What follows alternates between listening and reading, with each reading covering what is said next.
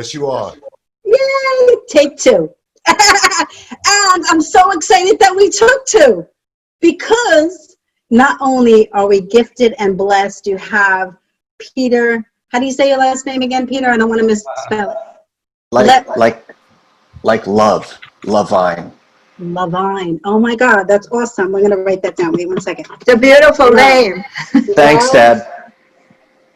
Vine. Perfect. Levine. I love it. So we're really excited for this show. We have, we're taking two because the first broadcast wasn't going out correctly, and I never want to waste anyone's time on the show that it doesn't work. So thank you, Jim, for restarting and taking the time to restart. We really appreciate it.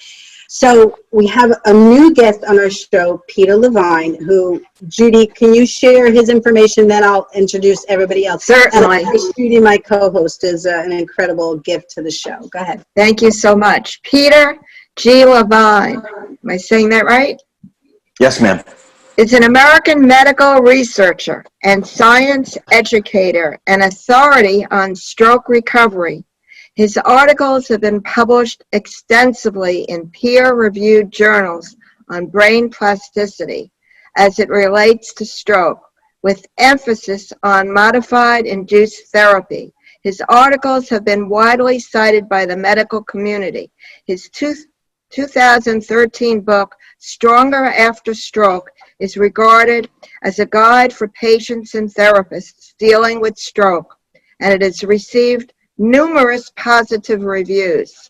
His seminars throughout the United States were described by one reviewer as funny, entertaining, engaging, dynamic, well-organized, passionate, and lighthearted.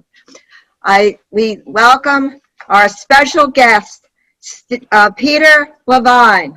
Take it away, Peter. Thank you for joining us, Peter. I just want to go around one more time because for new viewers, of course, Judy Marlowe is my co-host. We're inviting Eileen Lichtenstein. I'm getting it, Eileen. And Stacy Kaplan back from the first show. And then I'm so happy that we restarted this show because, I got to tell you, last time you were on the show, Mark, I was like, what are they crazy? CBS, ABC, NBC. You should be back in the mainstream. And I thought to myself, well, if they don't want them, we want them. So Judy reached out to you and she's like, hey, do you want to co-host with us? And you said yes. Yeah! I'm so happy. I told you, Renee, I'm an idiot. I forgot the first show, and I was like, oh no! I took the dog out for a walk. I'm hot and sweaty. But no, that's okay. Here I am. Yes, and you're wonderful. And Peter, I don't know if you know Mark's story, but Mark, I know you're here to interview, but Peter's new on our show. So give Peter a little bit of insight, because we already gave him insight about our history on the first go-around of the show with Stacy, myself, what Eileen does, and Judy, of course. But give Peter a little bit of insight, because Peter didn't suffer a stroke. He is a supporter, and he does. Renee, just one moment. I still do not see it on Facebook. It is. I shared it. I shared it.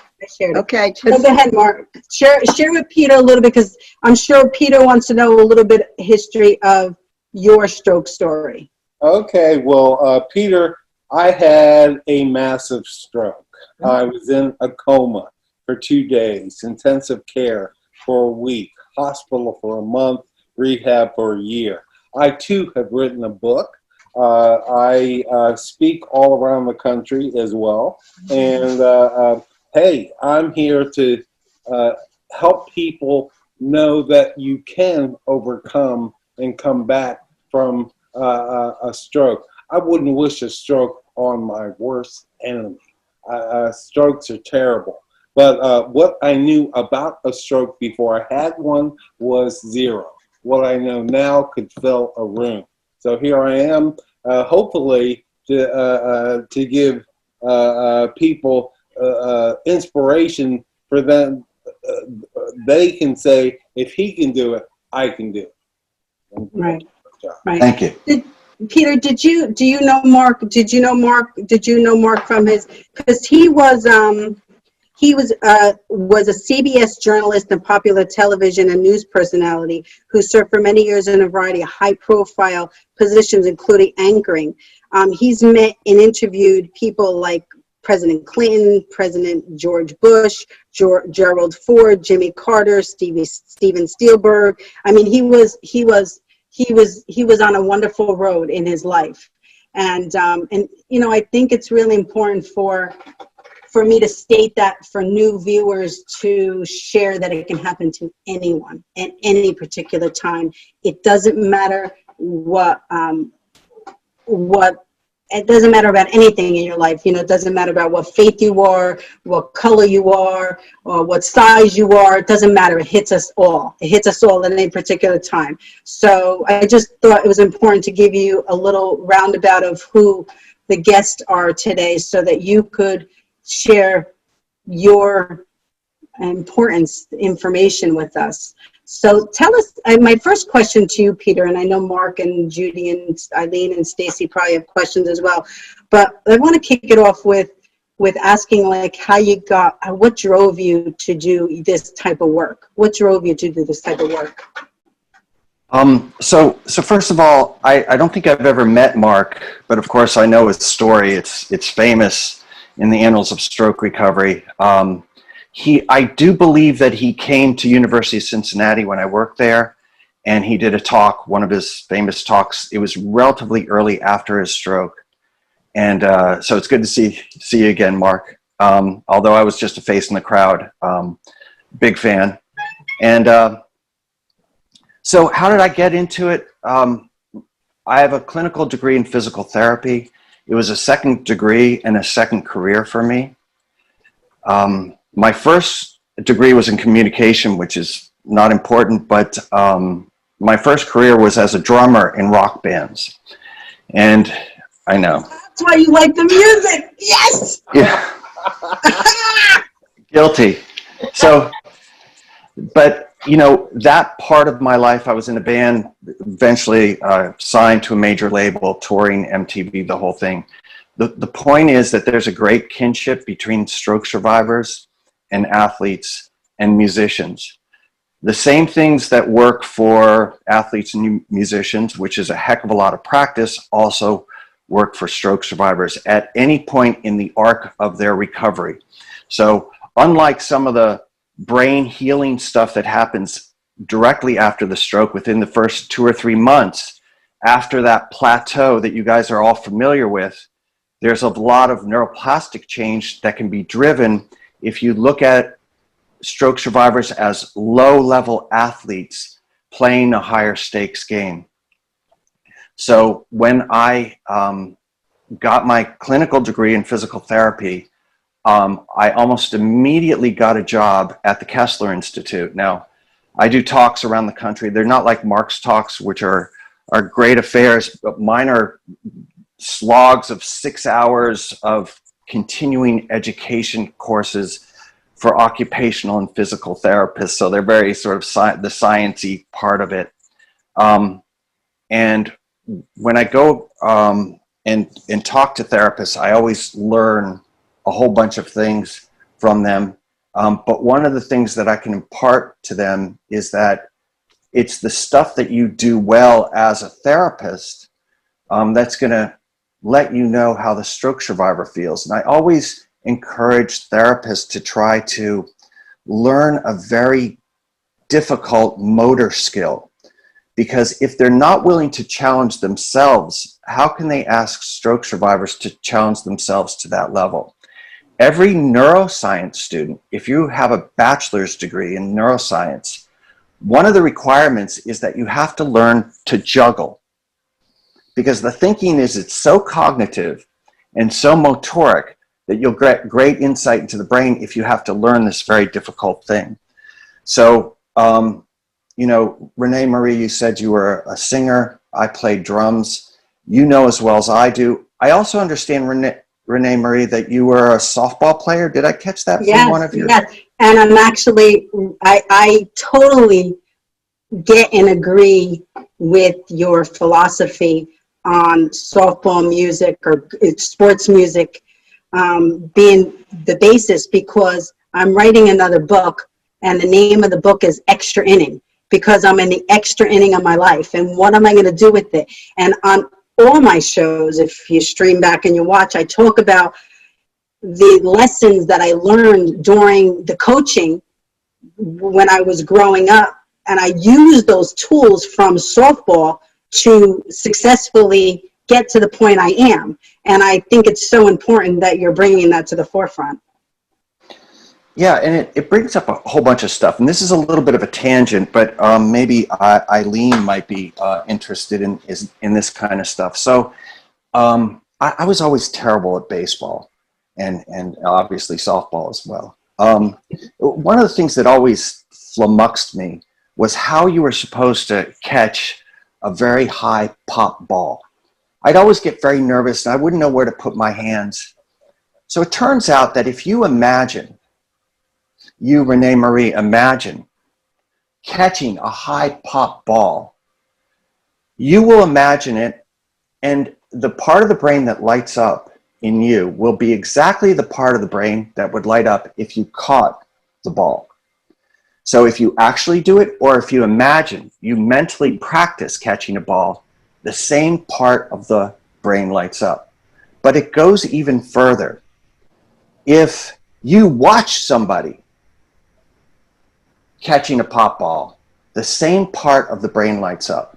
And there's studies where they show it's exactly the same part of the brain. If I'm catching with the right hand, it's on the left side of the brain, it's the same cortical real estate. So that has huge implications for stroke survivors, because if they watch somebody doing something like walking, they'll walk better. It'll take a little while, but they'll walk better as long as they're practicing their walking with what we call action observation, that is, watching somebody walk. If they imagine walking the way they did prior to their stroke, and this is some of the research that our lab did, seminal research into mental practice.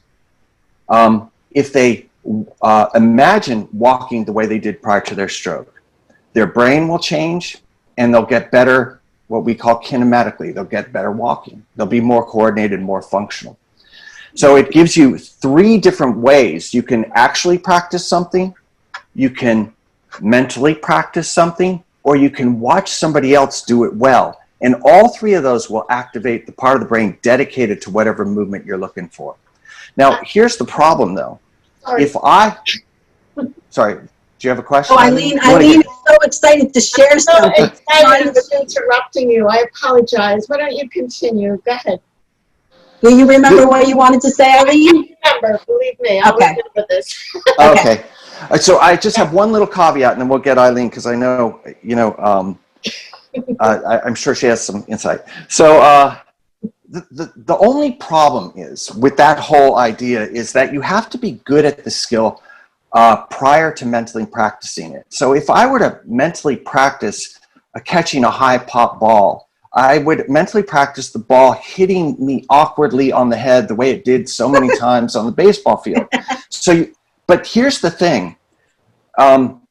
If you did the skill prior to your stroke, it's called a motor schema, a motor engram. You don't need to know any of this, but that memory is in there. And the idea is to activate it. So even a very low-level stroke survivor, as long as they did the skill prior to their stroke, they'll activate that part of the brain, and it helps as long as they're willing to practice the actual thing, that is actually walking, around the same time that they're mentally practicing. And that's all I wanted to add. So you got to be good at the skill to begin with. Okay, Eileen, thanks for waiting. Well, that's one of the skills I've learned as an adult, is to be more patient. Anyway. Amen. Anyway, I never, thank goodness, experienced a stroke, but I had a severe accident. My foot was run over, and thank God it was only my foot. When I fell down in the street, it wasn't my spine, it wasn't my head. I was in the middle of owning a dance and exercise studio. And everything I heard you just say, Peter, was about my recovery. No stroke, and the visualization, having been in such good condition, mind, body, memory, and all that, that I healed perfectly well, 5 bone breaks, but I was perfectly fine. And in a very short time, and I was able to believe the local physician who told me in the middle of my recovery with my foot up high and the whatevers, you'll be just fine by October, because he was asking me to run a stress reduction program with him, with my movement program, moving meditation fitness, for his patients that were mostly people in wheelchairs. And it all happened. And I'm so happy to share this. Wow. Well, I actually always had said that in life, people need to do the work prior to anything happening. You always have to prepare for the what if, and you really need to do your work. And life is not just about getting up and just, wasting your life. It's about what is you going to do with it? What, what are you going to learn in life? You need to learn things so you could, like Dr. Levine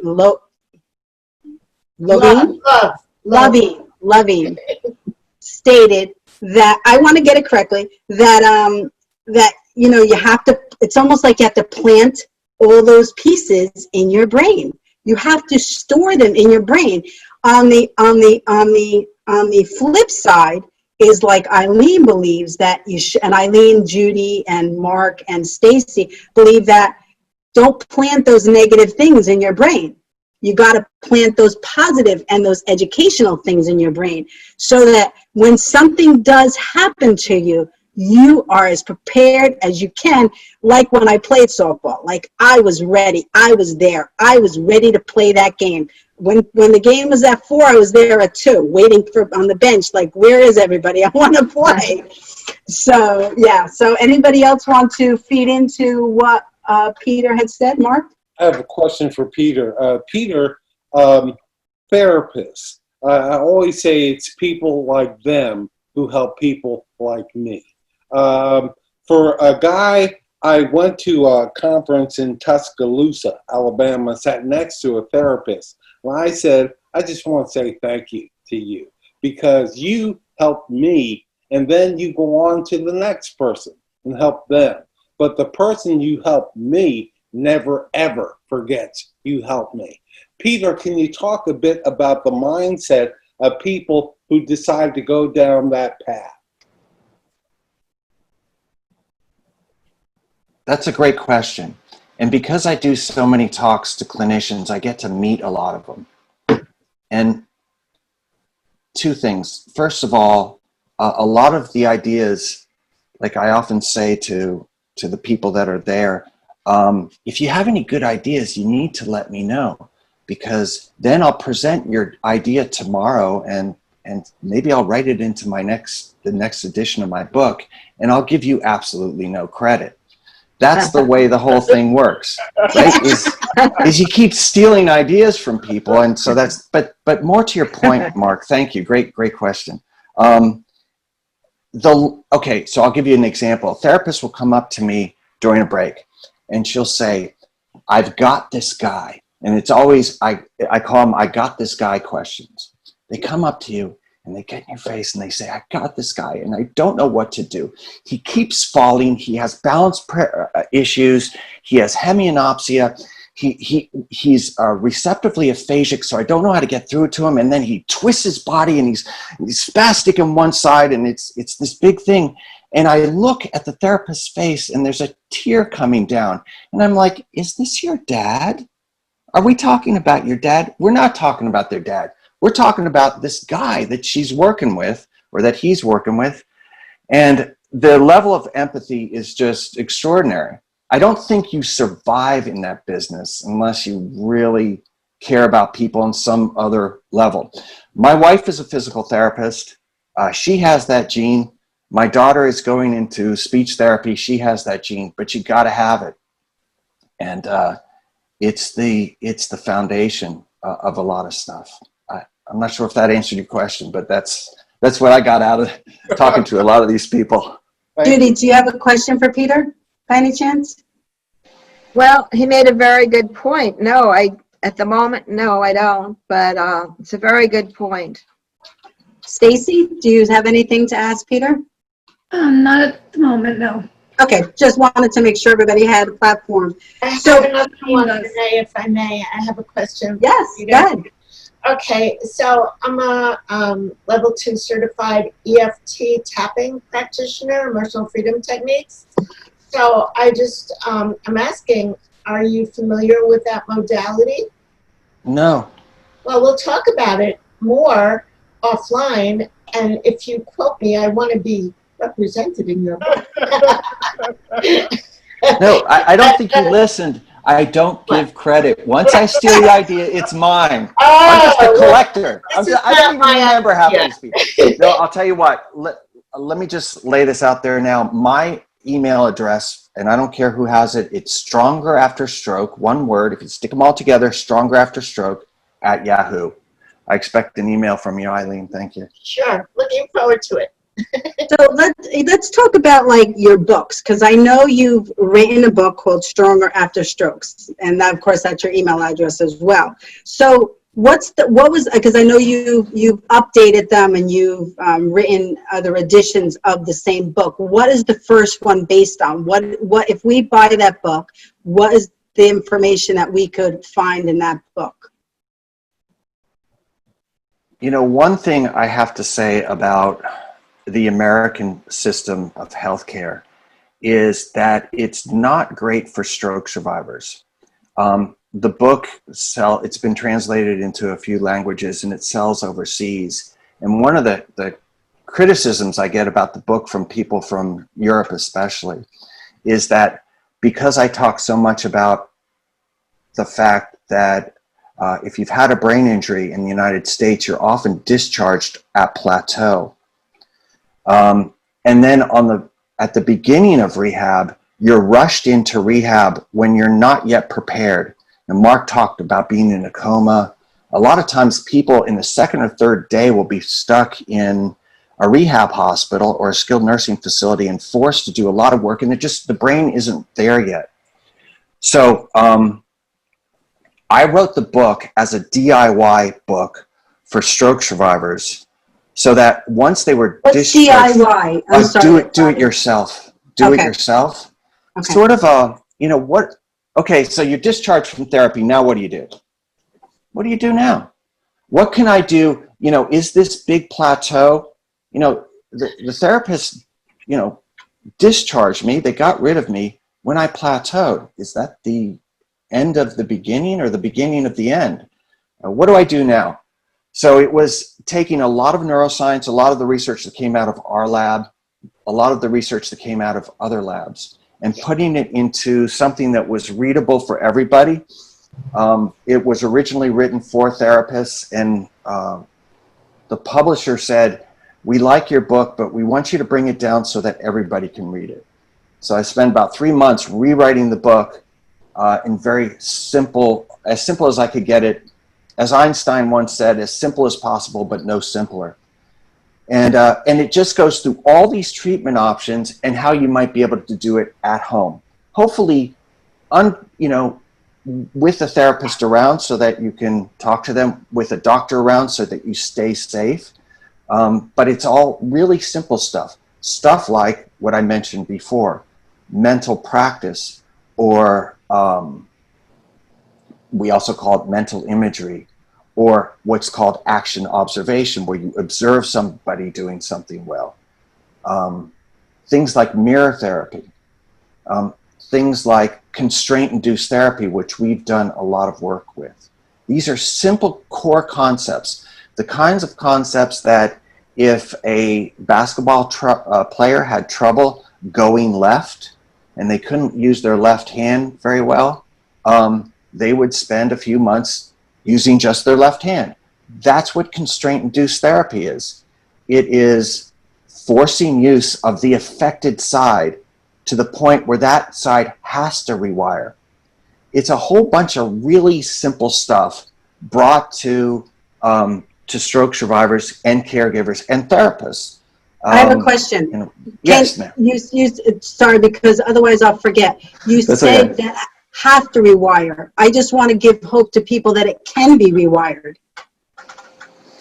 Yes, but you know, you are an athlete, and you already mentioned that you showed up 2 hours before practice, and you're just waiting for everybody to show up. Athletes and musicians love to practice. I think that's what, like, you're not going to get good at a sport. You're not going to get good at a musical instrument if you don't love practicing.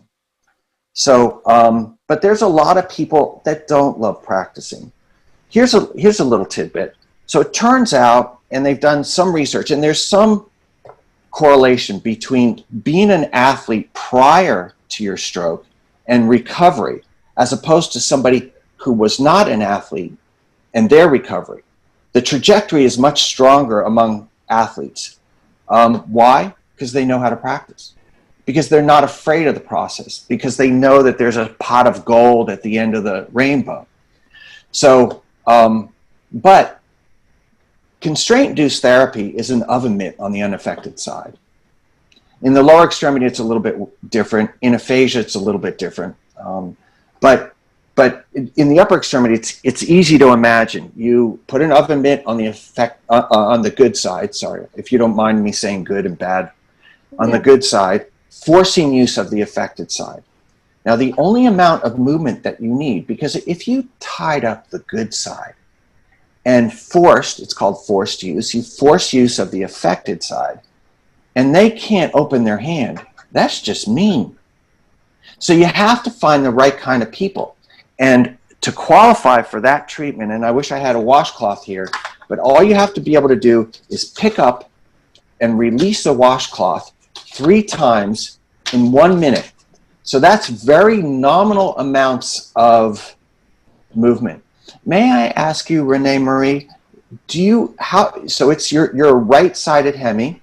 My right side. Your right side, and can I see you open and close your hand? So you have great movement. I mean, you're overqualified for constraint-induced therapy. Yeah, but the bottom line is that I'm still a little bit, off balance.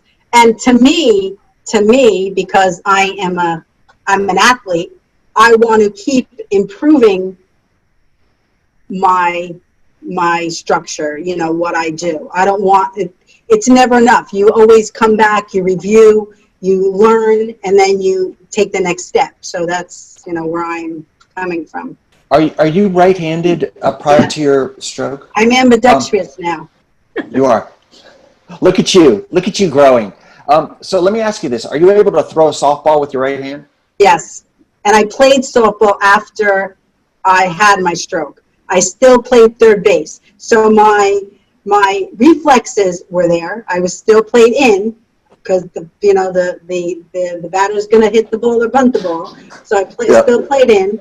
I had a good throw back when I was practicing and using the structure, because once again, it goes back to the memory, right? You pick it up, you throw the ball. Sometimes it went off because just naturally, if I wasn't in the correct mindset that day or something, it would go off, or I couldn't reach or whatever. But I still was able to throw the ball to first base from third.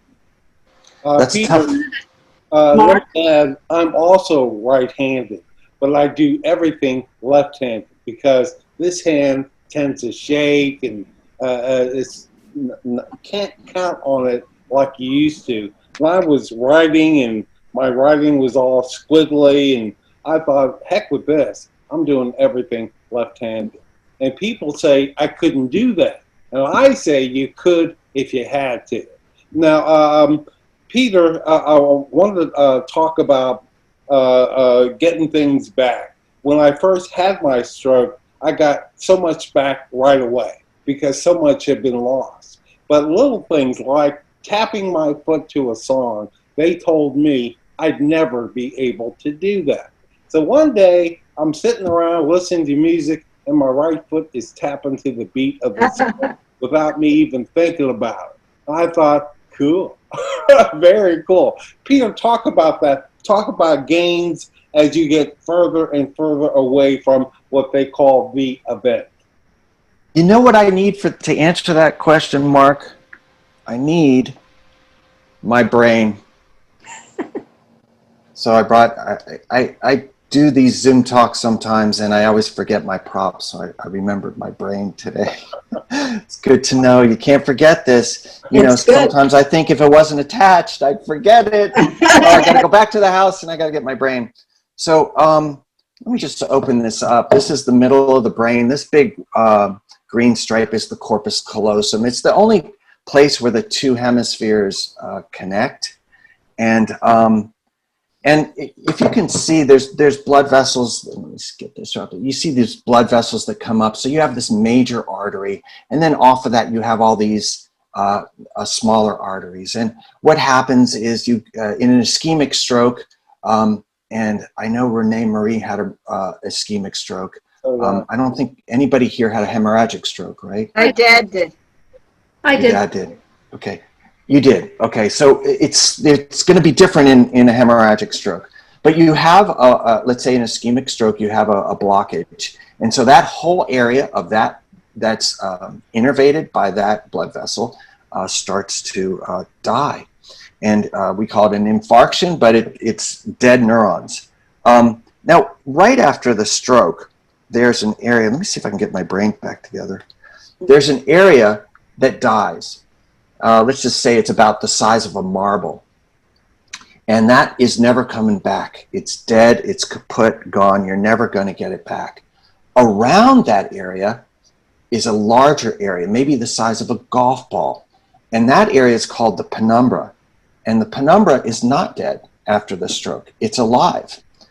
And doctors and nurses work furiously to try to keep that alive because those neurons right after the stroke, for the first 7 days, but it's different for everyone, they are said to be stunned. So you have billions of neurons that are not dead, they're stunned. And why are they not working? First of all, because their main blood supply is blocked by whatever blocked it, a thrombus or an embolus, some clot got in there. And they're working to clear that. The other thing is there's swelling in the brain. Cytokinins, enzymes, all the stuff that you don't need to know, but there's this metabolic soup that gunks everything up. And just like if you have swelling anywhere, like in an elbow or a finger, you can't move it very well. So these neurons right after the stroke, they're not working. But over time, they come back. What time do they come back? Around from that first week through about 3 months. Now, it can be 6 months. It could be as long as a year that it takes that part to come back. So this is why you get, and this goes to Mark's question, why you get that big bounce right at the beginning. You have a bunch of neurons, billions, sometimes millions per hour, billions per day, rushing back online. As soon as they clear the clot, the neurons start to come back. The plateau is the end of that process. So the neurons come back, they come back, they come back, and right about, usually in most people, it's about 3 months, but again, it could be 3 weeks, it could be a year. Right, all of those neurons have completely come back, and you get this plateau. And it's not the beginning of the end, it's the end of the beginning. But that's when therapists in the United States, at least, have to discharge you. So, I forgot what the question was. So, but that's why the other countries were asking you about your book initially, because you were writing it from an American perspective, where I know in other countries like China, I think one of our acupuncture friends or therapist shared that in China, I believe it's China. Was it China? I don't really know. I don't know. I have to look back. But she said in China, acupuncture is a part of, it's got to be done within that first 3 months to a stroke patient. It's part of the healing process, part of the recovery process. Did you ever hear of that? Well, so the first 3 months are super important because you want to reintegrate all of those neurons. What happens a lot of the time is something called learn non-use. The therapist is in a panic because they know that therapy is going to end, and they want to get them safe and functional and out the door so they can live the rest of their life. And so there's this mad rush to put AFOs on the feet, and those are very necessary sometimes on the ankle, to do other things. What's Well, AFOs? Ankle foot orthosis. Okay, because I don't know. So You don't know because you're running, you're playing softball. But yeah, they come up with these things to get the person safe and functional. So a stroke survivor may show up with just a little bit of movement, something that would qualify them for something like constraint-induced therapy, but it's ignored. And the reason it's ignored is because it's non-functional. Look, Mr. Smith, you're not going to be able to use that hand anytime soon, and we'll hope for the best, but the fact is we need to get you in a sling, or we need to get you safe so that you can start to walk, and we'll worry about the hand later. Well, the hand is trying to tell you something. Those neurons are coming back online, and it's trying, with that little bit of movement, it's trying to tell you a lot. I mean, there's people who can never open their hand again. They're so spastic, it's locked. They get soft tissue shortening that even passively they can't open it anymore. Unfortunately, because we're in such a rush to get people out the door, because humans are expensive in healthcare, that a lot of this really great movement is ignored. And then a process known as learn non-use comes in, where the brain, that portion of the brain, the neurons are alive, but they do what's called, not important term, but dendritic pruning. The dendrites start to prune away from each other. All the neurons are fine, blood vessels are fine, the glial cells are fine, everything's great, it's just they're not using it.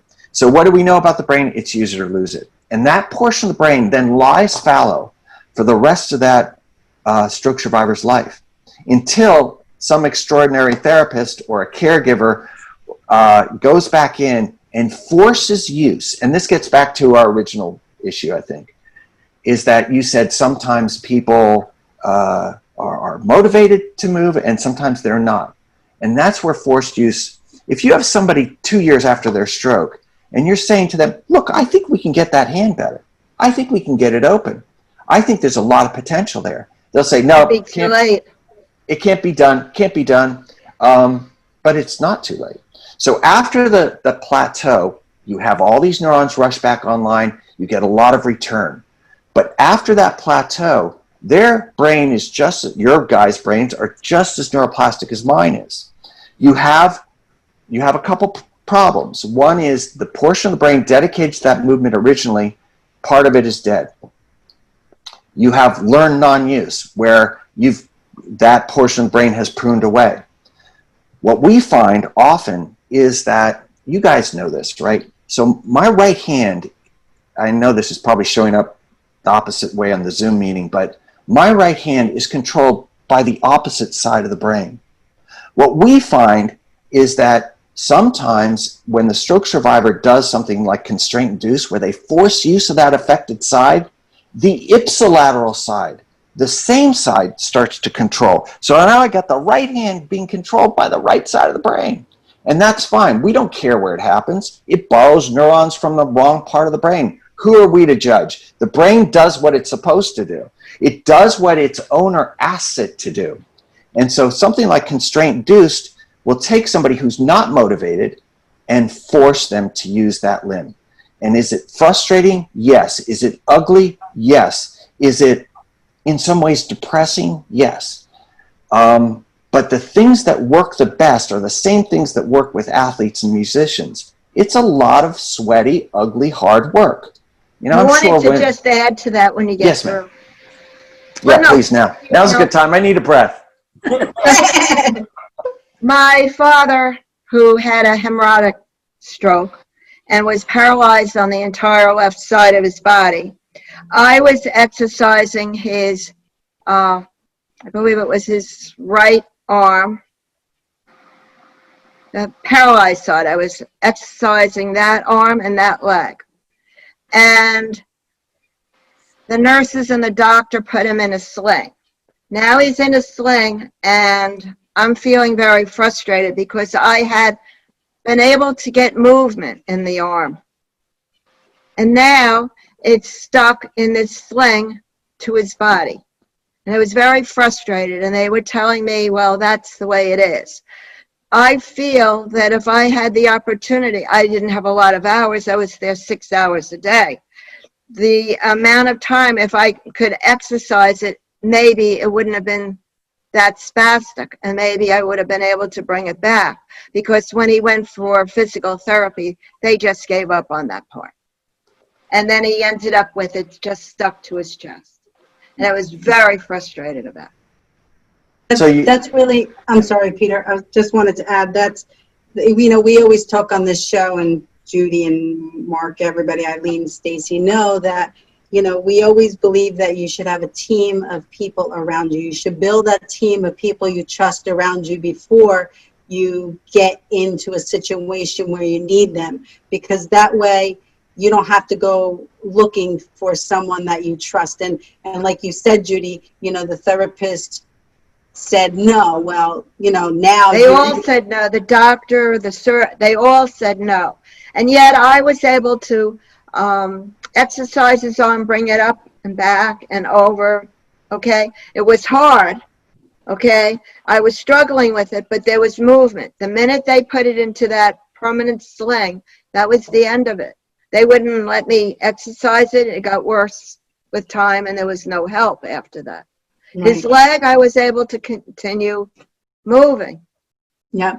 And then, Peter, this is something interesting. Peter and Mark, you weren't on our last show, but Stacy brought something up, which maybe both of you could target into, is, as much as encouragement, as much as you need to be a cheerleader, sometimes it goes too hard on the patient, and they feel like they're being stressed out, and they feel like they're being pressured too much. And I know that sometimes I would get so combobulated that I would just back up and not listen, and I couldn't hear them. So talk to us about that, Peter and Mark, about that balance in between. Well, when I first had my stroke, being in the hospital, couldn't move, needed help for everything. And my wife, my caregiver, saved my life. She would come in, and you wouldn't see on her face the concern that she had.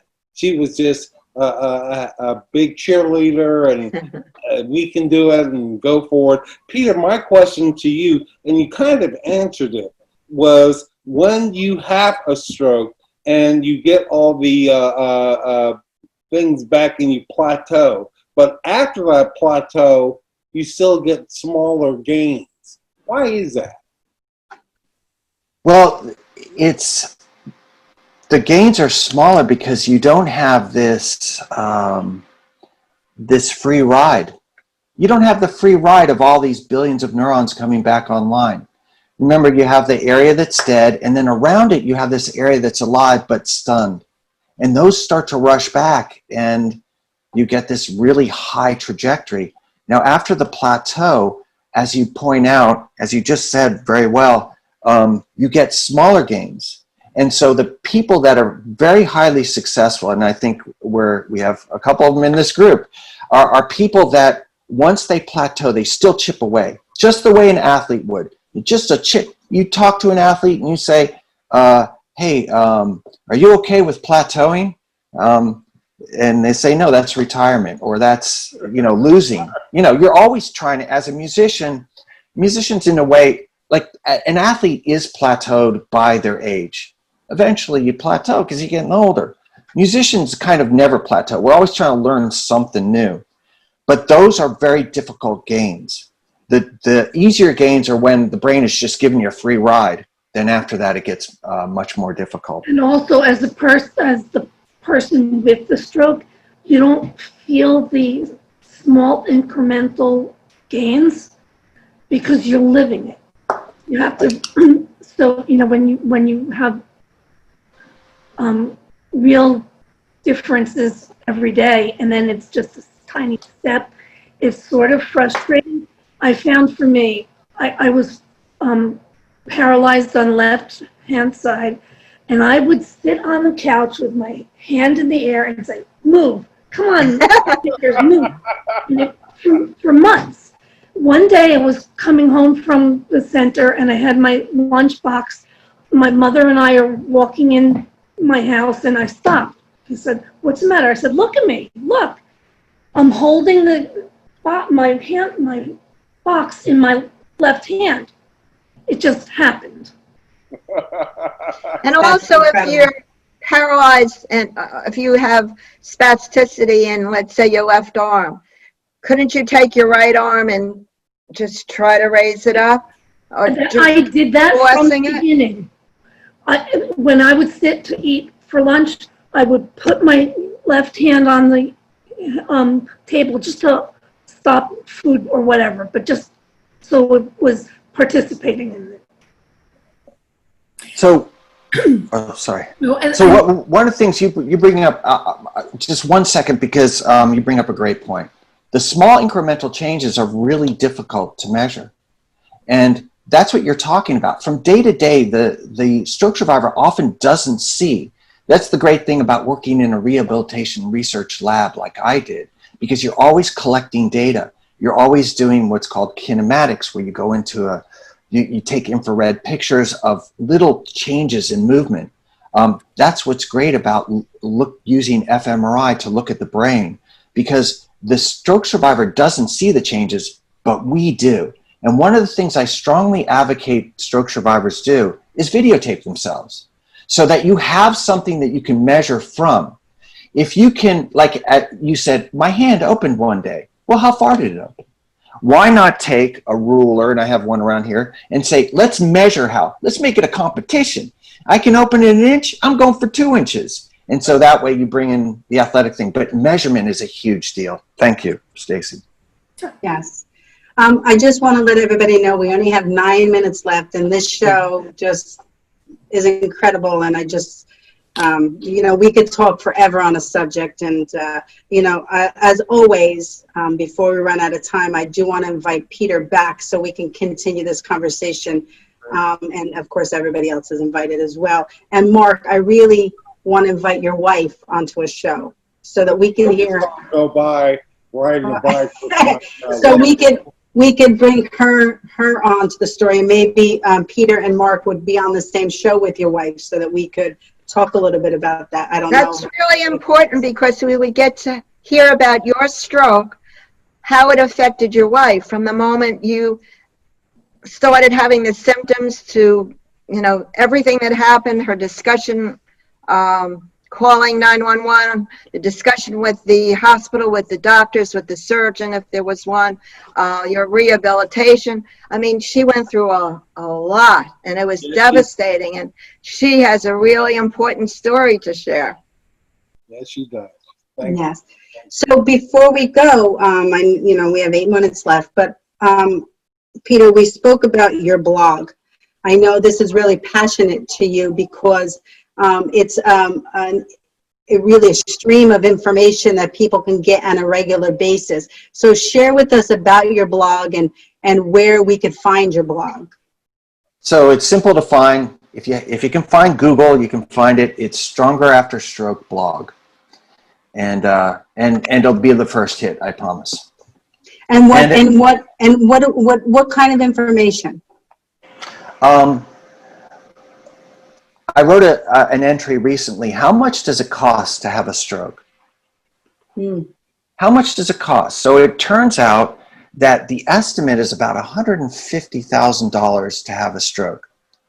Now, I bet if we talked to Mark, he'd be talking about millions of dollars, because it has to do with career.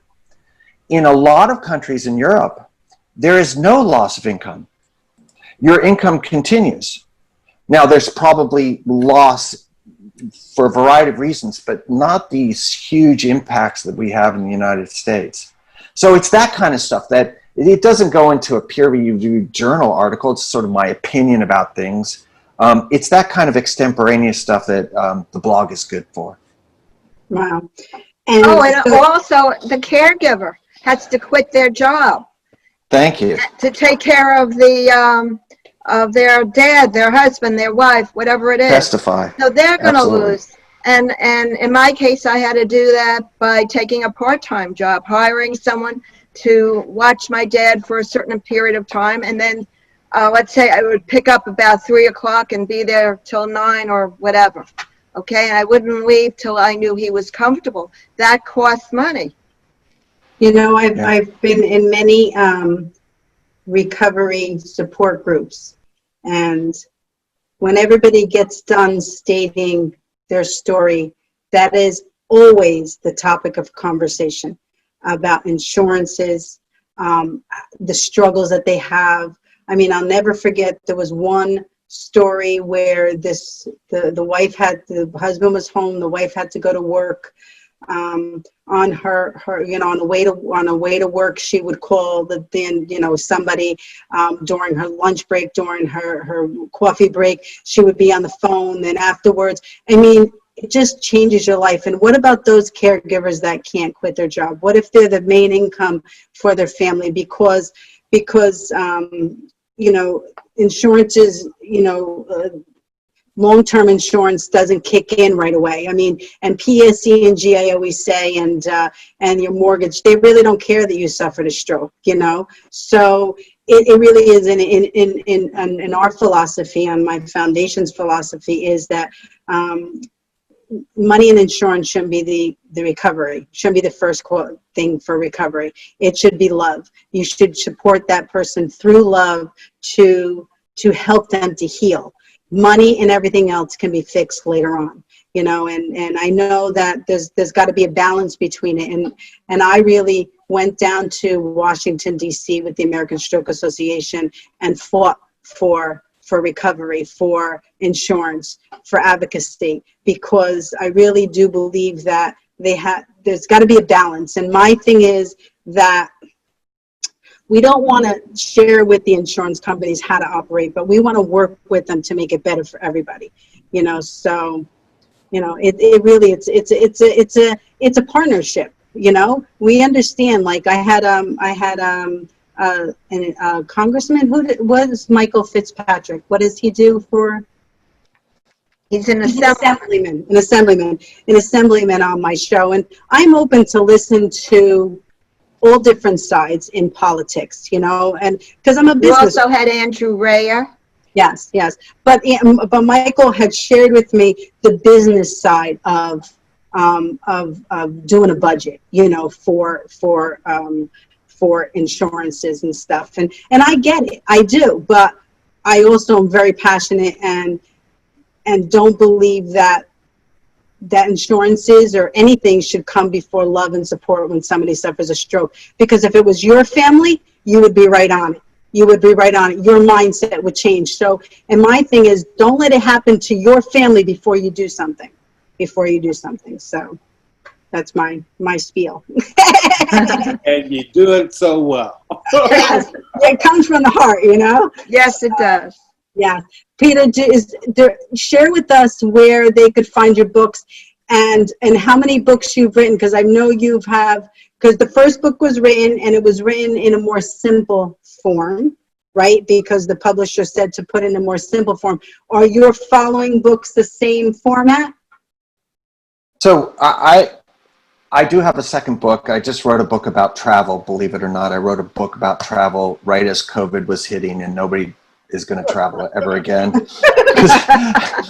Great timing. Don't say that.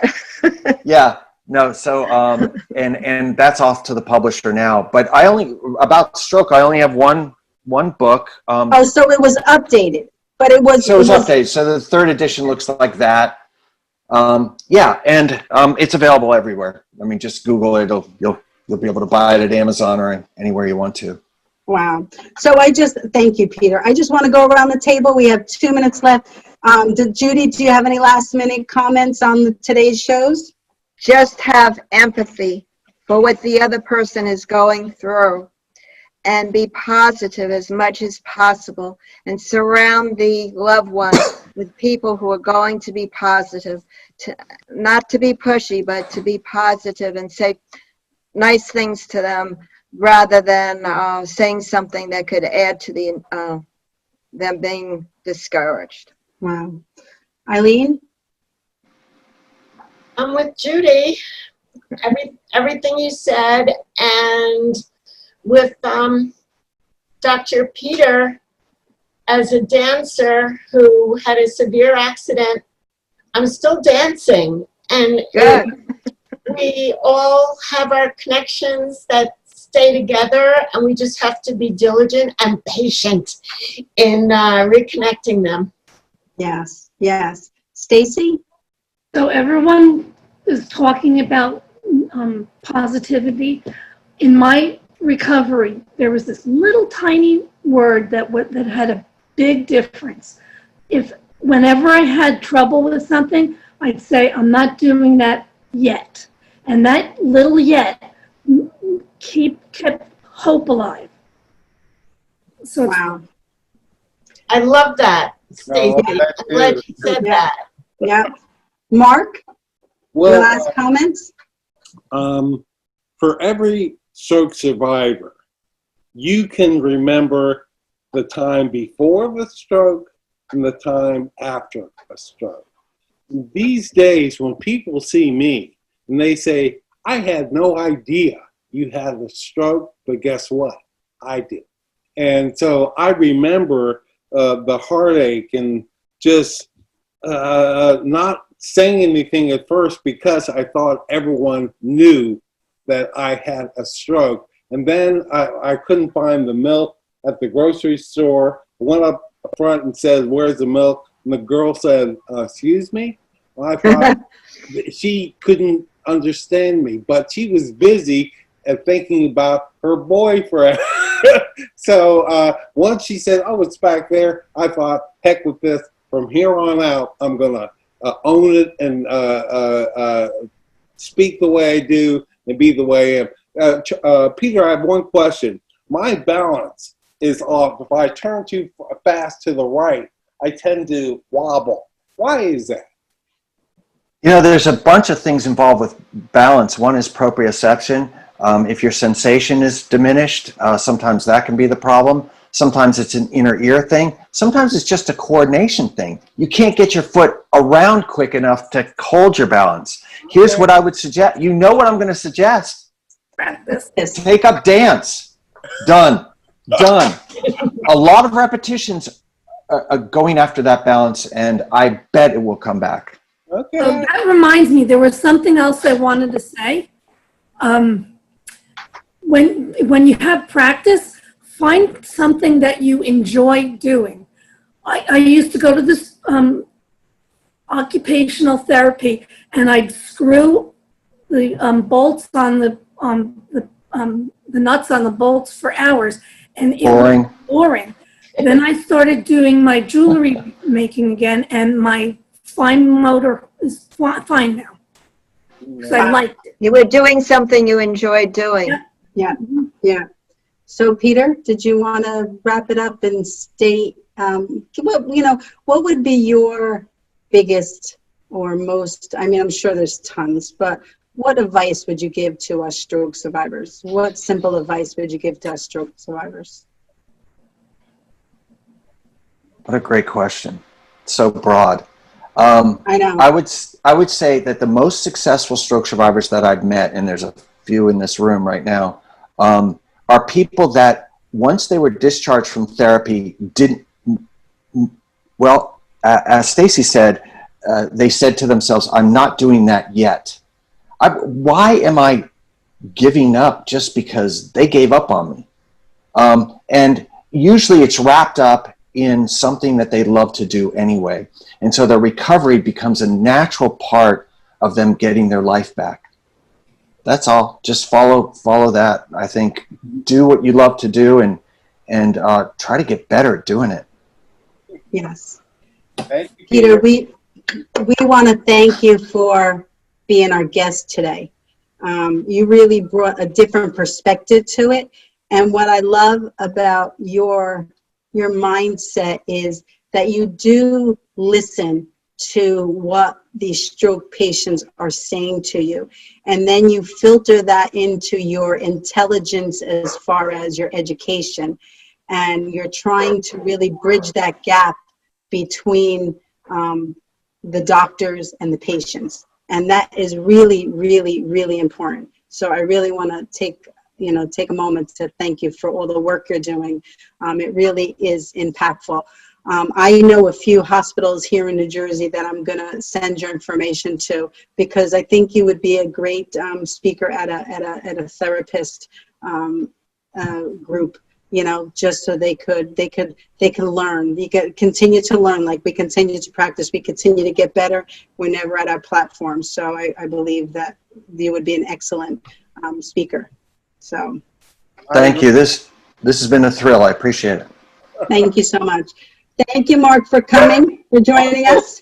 Pay Hey, no doggy. attention to the barking dog. Thank you. He's a I good like boy. when he comes in and sits on the couch and Judy, listens to you. thank you, everyone. We have to roll out because thank you, Jim, in the studio, for dealing with us and for letting us go a little bit longer than we have. We're so blessed, everybody, to have this opportunity to come into your lives for an hour, for 2 hours today. And we hope that you will share this information with those that need it, because this was there were two really important shows about positivity, about recovery from a stroke. And I'm sorry, my landscaper's doing my lawn outside. That's why I kept putting my speaker on mute. But we invite everybody to come back, because the conversation needs to continue. We need to support those that have suffered from strokes. And my new book, one of my new books out of 3 or 4, is Love Them Through It. Love them through it. That's the first key to any illness or any challenge everybody has in life, especially during this pandemic. So love them through it. Here we go, everybody. On 3, we're going to blow kisses, and thank you so much. Ready? 1, 2, 3. Bye, everybody. Have a wonderful God bless day. you Thank all. you. Bye. Thank you.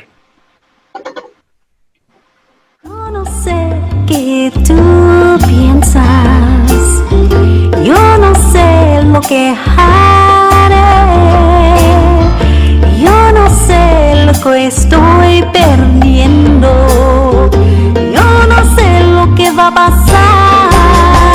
No me puedes escuchar llorar solo sin ti, no me puedes oír llorar.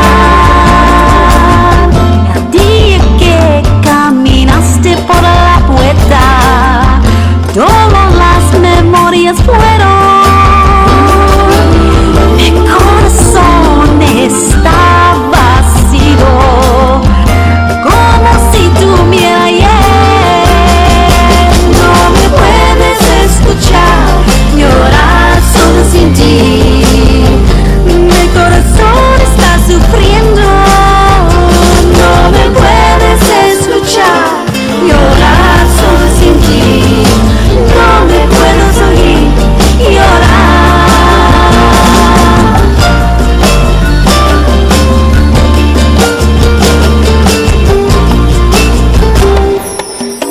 Usted está en mi sueño por la noche, por favor no peleemos. Es tan difícil para mí y para ti. ¿Qué puedo hacer? No me puedes escuchar llorar solo sin ti. Mi corazón está sufriendo. No me puedes escuchar llorar solo sin ti. No me puedes oír llorar. No me puedes escuchar llorar solo sin ti. Mi corazón está sufriendo. No me puedes escuchar llorar solo sin ti. No me puedes oír, no me puedes escuchar.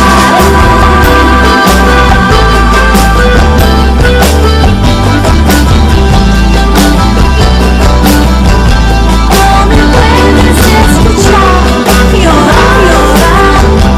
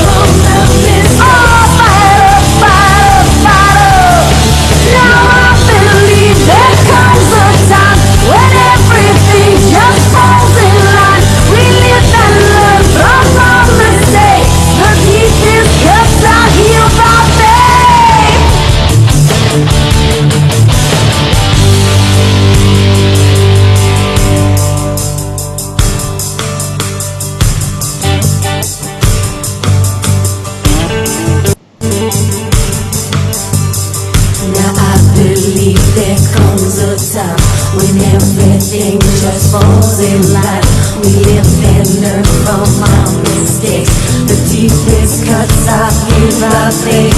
Now I believe there comes a time when everything just falls in line. We live and learn from our mistakes. The deepest cuts are healed by faith. Now